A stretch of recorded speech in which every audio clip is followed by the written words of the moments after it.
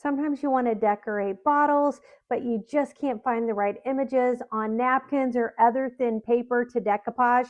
So today I'm going to show you how to take regular shipping tape along with printed paper and to turn those into this great transfer tape that you can use to decorate bottles, you can use to decorate vases.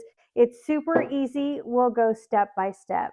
Now, it all starts with finding the images that you want to use to decorate and thinking about what size you want those images to be.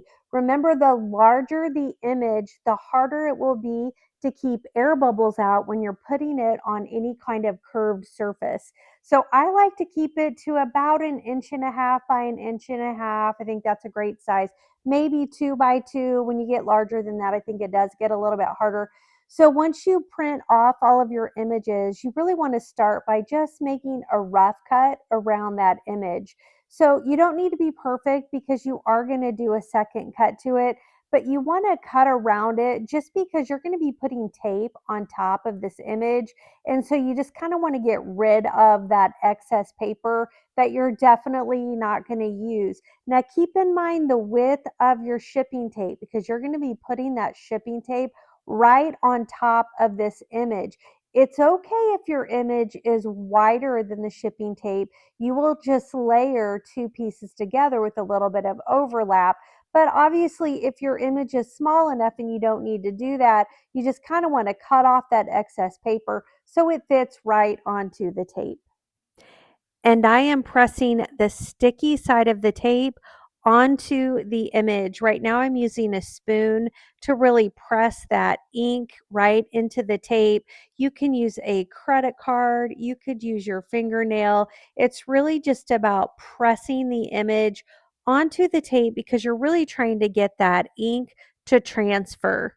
So once you've gotten the tape pressed onto your image, you'll want to go ahead and trim closely around the image with your scissors. I like to leave just a slight border. You do need to make sure that the tape goes all the way to the edge of your image. And if it doesn't, this is when you just need to grab another piece of tape, just kind of overlap the tape to what's already there, just to make sure your tape is going all the way to the edge.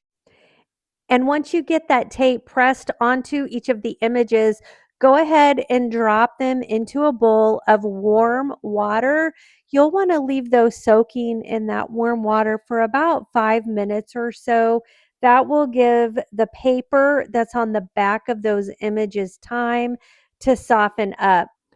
After about 5 minutes, go ahead and start to remove the images one by one. I like to lay out some wax paper because it does get pretty wet and pretty messy.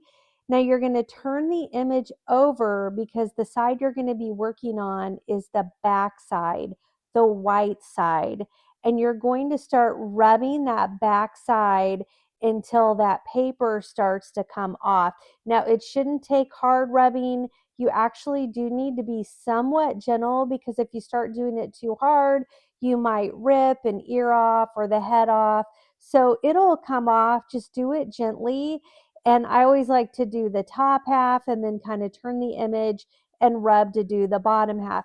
Now, getting all of the paper off is really important because what will happen as these transfers dry out is that tape will become sticky again. You're going to get that tackiness back in the tape.